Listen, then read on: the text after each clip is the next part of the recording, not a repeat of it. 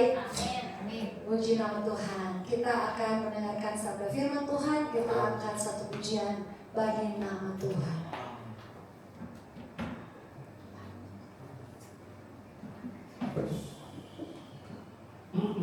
Terima kasih Tuhan. Kami bersyukur kepadamu, kami sudah memuji Engkau. Saatnya kami akan mendengarkan sabda firman Tuhan. Biarlah Tuhan yang mengurapi hamba firman-Mu, Ibu Pendeta Eva, dan biarlah hikmat yang daripada Tuhan memenuhi hidupnya, pengurapan Allah Tuhan ke atasnya. Terima kasih Tuhan, berfirmanlah, kami siap untuk mendengarkannya. Terima kasih. Sebab Tuhanlah kekuatan kita, Tuhanlah pertolongan kita. Terima kasih Bapak.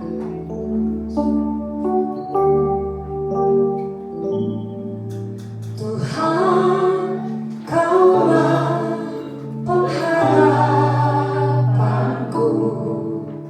Ku percaya hanya kepadamu, Yesus. Kaulah perlindunganku, Engkau yang selalu ku puji.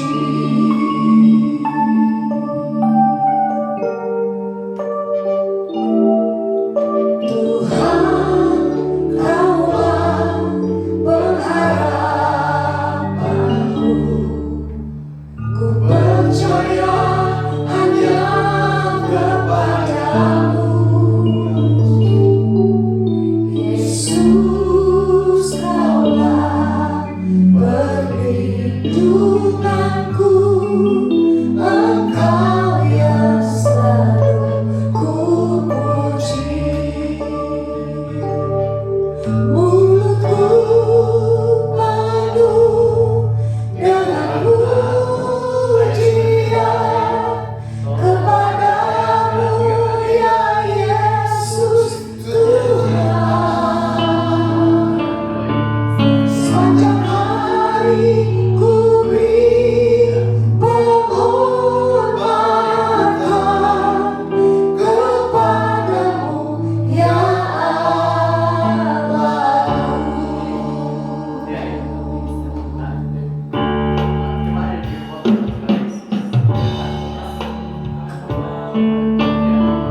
Terima kasih Tuhan, dan bersyukur Tuhan. Kaulah pengharapanku. Ku percaya hanya kepadamu. Coba Tuhan akan puji dikatakan, Yesus. Perlindunganku, Engkau yang selalu puji. Sekali lagi katakan, Tuhan Kaulah perlindunganku. Tuhan Kaulah pengharapanku. Percaya hanya kepadamu, Yesus. Kaulah perlindunganku. Yesus. Kaulah perlindunganku, Engkau yang selalu ku puji. Kau katakan, mulutku penuh dengan pujian kepadamu, ya Yesus Tuhan. Sepanjang hari ku beri penghormatan kepadamu, ya Allah. Sama-sama kita bangkit berdiri, coba Tuhan. Mulutku penuh dengan pujian kepadamu, ya Yesus Tuhan. Sepanjang hari ku beri penghormatan kepadamu, ya Allahku. Mulutku penuh dengan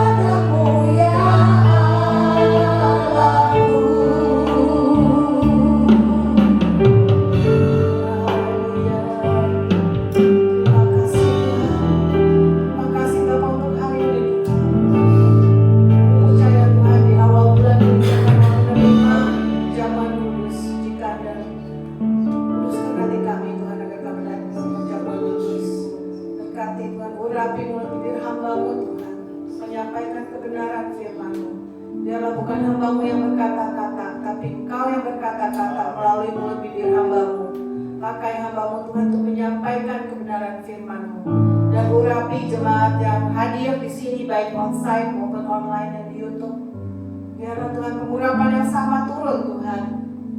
Terima kasih Bapa. Berfirmanlah Tuhan, yang di dalam nama Yesus kami siap mendengarkan firman-Mu. Haleluya. Amin. Yes, terima kasih. Siapa yang diberkati oleh pujian penyembahan, pegang tangan. Ya, luar biasa, terima kasih khususan untuk pemimpin pujian penyembahan.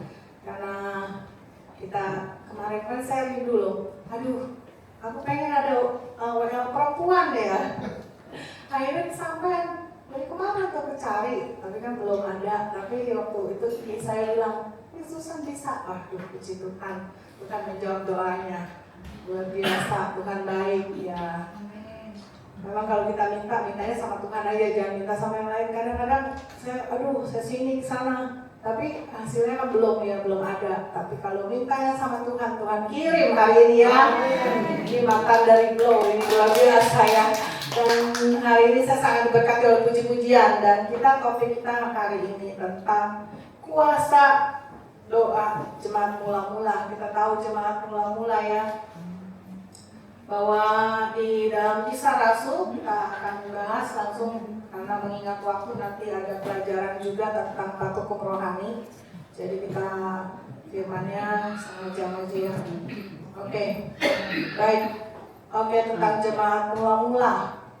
Oke, next. Kisah Rasul 4 ayat 23 sampai 31. Kita akan baca, nanti boleh ditampilkan ayatnya atau ya. Ya, kita tahu ya, jemaat mula-mula itu dikenal bukan hanya gedungnya yang megah dulu ya. Jemaat mula-mula itu jumlahnya besar dan melainkan karena kehidupan doa mereka. Ya, saat menghadapi ancaman penganiayaan, ada berbagai tantangan. Dan mungkin kita ya di hari-hari ini banyak tantangannya. Sekarang harga BBM naik, harga bahan baku naik, semuanya naik ya. Jadi memang ada tantangan dalam kehidupan kita. Sebentar ya, medianya kenapa Mai? Hilang. Sebentar. Enggak masalah. Sorry. Enggak masalah, udah. Iya. Sorry ini saya karena yang pegang media saya. Oke, Bapak Ibu. Ya, jadi berbagai macam tantangan ya. Kita tahu bahwa di dalam setiap masalah ada aja ya. Ini aja ada aja ini. Haleluya. Oke, udah ada ngomongnya. Udah. Oke, ya. Baik, maaf Bapak Ibu, sorry. Aduh. Ya, memang ada berbagai tantangan ya sekarang ini. Kita diperhadapkan dengan ekonomi ya. Bapak Ibu, kerja mulai sulit. Ya kan, kalau yang masih sekarang bekerja masih beruntung, masih punya penghasilan. Tapi sekarang cari kerja itu gak mudah. Uangnya sekarang, kita punya uang banyak pun belinya sedikit. Naik, harganya naik melonjak. Tadi saya belanja, baru sedikit aja udah berduit ya. Jadi, saya bilang, ini gimana ya kalau memang gajinya naik, kebutuhan tambah naik. Gimana? Tapi memang ini yang tadi seperti biar bumi akan berlalu, biar bulan tak bercahaya lagi, biar langit akan bergoncang, matahari tak bersinar lagi, tetapi Tuhan Yesusku dapat mengikat janji, semua yang difirmankannya pasti akan digenapi. Digenapi loh Bapak Ibu, akan ada krisis itu udah ada dalam Wahyu. Tapi akan digenapi. Kita sih enak-enak aja ngomong begitu, tapi benar nggak nanti kita akan punya iman seperti itu? Jadi mujizat dan pernyataan Tuhan, kita ada mujizat dan pernyataan Tuhan, kita itu imannya harus seperti seorang anak kecil. Seorang anak kecil itu dia itu polos ya imannya itu. Kita jadi seperti hubungan kita dengan Bapak. Kemarin saya udah pernah khotbah tentang Bapa kami, doa Bapa kami. Bagaimana kita itu, doa kita itu seperti hubungan kita dengan Bapa kita. Jadi seorang anak kecil itu polos. Bagaimana, apa yang menjadi penghambat? Kadang-kadang penghambat doa kita itu adalah dosa dan kita kurang percaya. Benar gak ya kalau orang sakit didoain? Benar gak ya sembuh ya?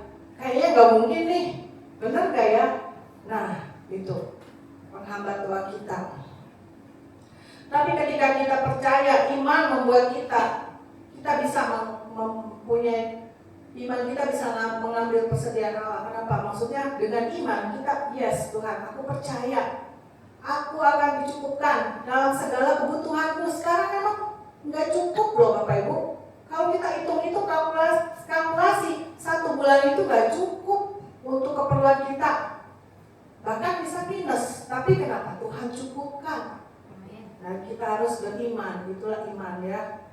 Jadi doa itu jangan pakai tapi ya, tapi ya Tuhan, tapi ya penyakit saya sih sudah mau sembuh, tapi ya sekarang masih ngilu-ngilu kayaknya belum sembuh. Saya di sini kemarin kan sakit di sini, tapi akan begini sakit banget. Terus saya ke tukang pijat masih agak sakit, tapi saya percaya Tuhan saya pasti sembuh. Tadi saya masak pakai tangan kanan saya semuanya tiga kuali ya, itu sembuh sekarang nih karena digerakkan ya, luar biasa. Kalau kita beriman, yes saya pasti sembuh. Ya udah Tuhan, saya pasti sembuh, amin. Jadi kalau kita minta jangan ragu-ragu, ya sembuh, jangan kayaknya benar gak ya, karena kadang-kadang iman itu dari hati ya. Kalau hati kita ragu-ragu, kita tidak akan memperolehnya ya. Oke, kita akan melihat bagaimana gereja mula-mula dipimpin oleh Roh Kudus. Kita tolong kita next. Ada empat gaya hidup gereja mula-mula. Kita baca ya di 1 Korintus. Bentar. Ada satu adalah kainonia, yaitu berkumpul ya. Gereja mula-mula ini seperti kita masih kecil ini, gereja kecil. Gereja mula-mula dipenuhi Roh Kudus. Jemaatnya suka berkumpul, ya berkumpulnya tiap hari. Jadi ketika orang misalnya kita ajak, misalnya yuk kita persekutuan, dia males. Enggak lah, males lah, itu mesti dipertanyakan. Kenapa males? Males nanti ada konflik. Karena nanti ada konflik lah, aku males. Ada kan teman-teman kita ada kayak gitu. Kalau diajak, males lah, ngumpul nanti bisa konflik, bisa ribut, gitu kan. Ya kita selama hidup ini pasti ada masalah. Kenapa ada gesekan? Kita percaya kalau kita berkumpul untuk menyenangkan hati Tuhan, kita berkumpul untuk menguatkan, memberi semangat ya kepada teman-teman kita kumpul ya. Berkumpul itu mendekatkan hubungan kita dengan Tuhan, seperti ini yang berkumpul. Dan perkumpulan ini harus vertikal dan horizontal. Maksudnya perkumpulan horizontal itu seperti begini, kita kumpul-kumpul arisan, kita kumpul-kumpul makan. Ketika nanti nggak ada lagi kepentingan kita atau nggak tercapai kesepakatan, akan nanti terjadi masalah. Bisa nggak kadang-kadang gesekan tuh di teman-teman ya, kumpul-kumpul arisan, ujung-ujungnya ribut. Aduh, aku malas nih ngeliat dia. Belum apa-apa, udah menghindar. Karena kenapa? Karena beda kepentingan, ya beda. Jadi kita kalau persekutuan kita horizontal, kita bisa timbul kecewa, marah. Jadi kalau persekutuan kita ada vertikal juga dengan Tuhan, jadi yang saling menguatkan. Itulah yang kita sebut ibadah seperti ini ya. Gereja itu harus saling menguatkan satu sama lain. Seperti api ya, kalau kita seperti itu bisa padam, kalau kita sama-sama terus jadi menjadi satu, biar satu kesatuan. Amin. Ya, itu adalah koinonia ya. Dan yang kita baca ayatnya di Ibrani 10 ayat 25. Ya udah ketemu ayatnya. Janganlah kita menjauhkan diri dari pertemuan-pertemuan ibadah kita seperti yang dibiasakan banyak orang. Tetapi marilah kita saling menasihati dan semakin giat melakukannya menjelang hari Tuhan yang mendekat. Percaya nggak ini udah akhir zaman, Bapak Ibu? Percaya, karena apa? Waktu cepat sekali loh. Saya juga, saya nggak nyangka udah bulan Juli lagi, sebentar lagi kita mau Natalan loh. Nanti lihat ya, nggak lama lagi, cepat sekali. Jadi banyak orang Kristen malas berkumpul karena malas ketemu orang-orang di dalamnya. Males lah, nanti ketemu si ini, si itu, nanti berantem gitu. Tapi marilah kita sekarang nih jangan males, saling menasehati. Kadang-kadang orang maunya menasehati aja, tapi nggak mau dinasehati. Nah, kadang-kadang orang maunya merasa, wah dia paling pintar. Tapi perkumpulan seperti ini perkumpulan yang gereja mula-mula adalah perkumpulan ada konflik, ada nggak? Ada, pasti ada. Ada perbedaan pendapat nggak dalam gereja? Ada nggak? Ada. Karena manusia itu bukannya robot. Manusia ini antara saya dengan Ibu Susan atau yang lain pasti beda pendapatnya. Nggak mungkin sama. Kita bukan robot, jadi pasti ada perbedaan. Disitulah ada perbedaan dan disitulah ada konflik timbul. Jadi biasanya orang yang berbahaya ini orang yang sendirian. Udah nggak usah ngumpul-ngumpul, pasti ribut. Kita sendiri aja. Aku sendiri di rumah, nggak bakalan konflik pokoknya. Di rumah aja. Siapa yang mau di rumah aja sendiri? Nggak ada mau ya. Tapi kalau kita di sini dikatakan, kalau orang yang sendirian biasanya rawan godaan. Banyak nggak Bapak Ibu yang kemarin-kemarin ada berita atau orang bunuh diri? Karena dia sendiri, dia nggak ada orang yang curhat. Dia jadi hopeless, nggak ada komunitas. Dan kita di sini beruntung karena di CMC kita juga ada di PSBB Ministry, kita ada perkumpulan. Jadi setiap hari ada Zoom. Jadi Bapak Ibu yang mungkin di sini belum bergabung dalam Zoom, yuk masuk. Setiap pagi jam 7. Jadi jam 7, kalau Rabu jam 7 malam. Itulah kita persekutuan supaya ya Senin kita ada worship. Jadi orang yang pintar dengan diri sendiri tapi dia tidak bisa dewasa dengan sendiri. Maksudnya orang tuh bisa pintar secara intelijensia, dia pintar. Orang pintar banyak ya. Yang orang pintar tapi belum tentu sukses. Karena kenapa? Kesuksesan itu bukan ditentukan oleh tingkat pintarannya, tapi dia bagaimana dia memanage, mengorganisasi, mengerti emosi perasaan jiwa orang. Dan Yesus ini, perumpamaan tentang Yesus ini mencari domba yang hilang. Dia mencari siapa yang hilang. Di sini ada yang hilang nih, misalnya nggak kebaktian. Kita cari. Kenapa? Mungkin dia lagi sedih, mungkin dia lagi putus asa.